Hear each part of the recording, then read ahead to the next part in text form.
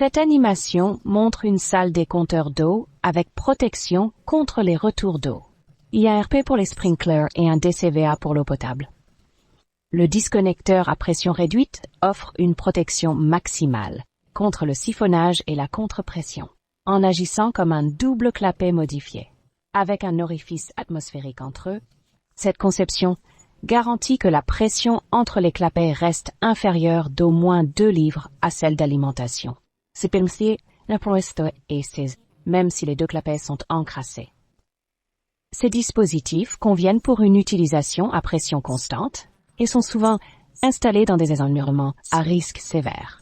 Ils ont des robinets d'essai et des robinets vannes pour les tests et sont disponibles de 3/4 de pouce à 10 pouces.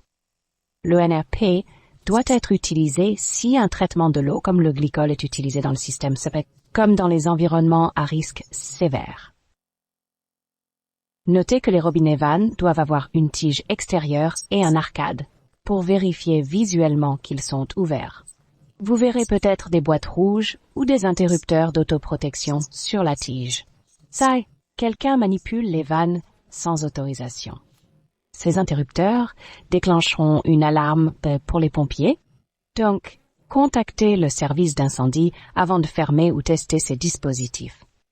Un RP doit être testé chaque année ou lors de l'installation ou du déplacement de la soupape de décharge. Selon le principe de la pression réduite, le disconnecteur est vu comme un entrefer, pas un frein à air. 2,62.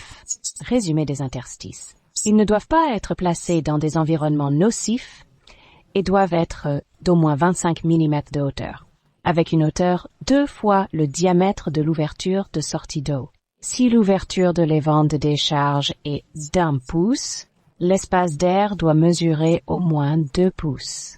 Lorsque les pompiers éteignent un incendie, ils raccordent le système au roulement.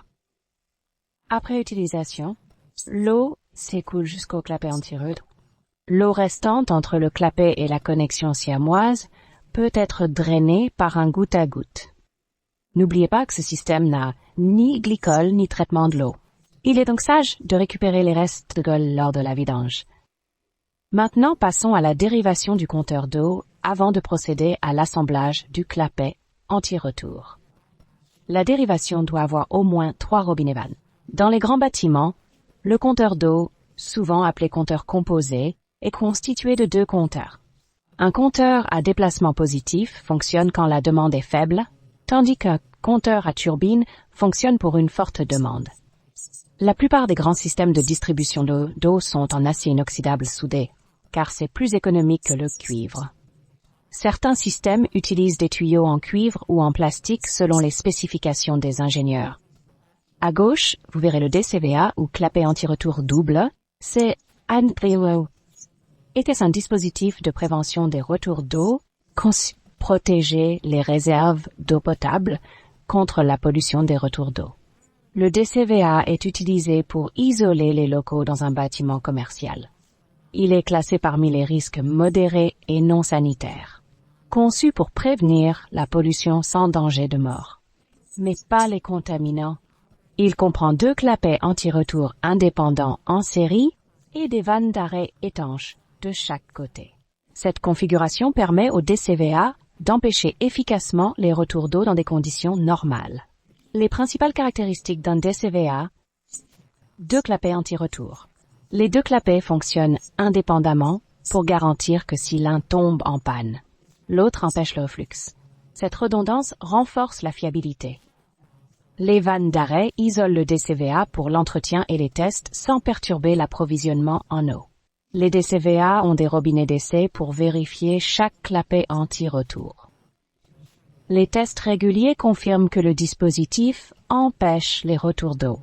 Les DCVA sont utilisés dans les systèmes d'irrigation, de protection contre les incendies sans glycol et certaines applications industrielles. Ils ne conviennent pas aux situations à haut risque nécessitant des dispositifs plus robustes comme les disconnecteurs à pression réduite.